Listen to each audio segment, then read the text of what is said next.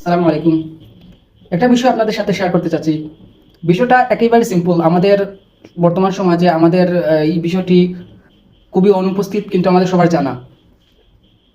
আমরা আগেকার সময়ে আমাদের পাড়া প্রতিবেশী, আমাদের যারা সহপাঠী ছিল, কিংবা আমাদের বড় ছিলেন, রিসেন্ট বড় যারা ছিলেন, প্রত্যেকেই আমরা ফজরের নামাজের পরে আমরা মসজিদমুখী হয়ে যেতাম। অর্থাৎ কেউ কেউ ফজরের নামাজ পড়েই মসজিদে থাকতেন, কেউ কেউ ফজরের নামাজ গড়ে পড়ে তারপরে মসজিদে যেতেন। অর্থাৎ মক্তবের একটা ব্যবস্থা ছিল।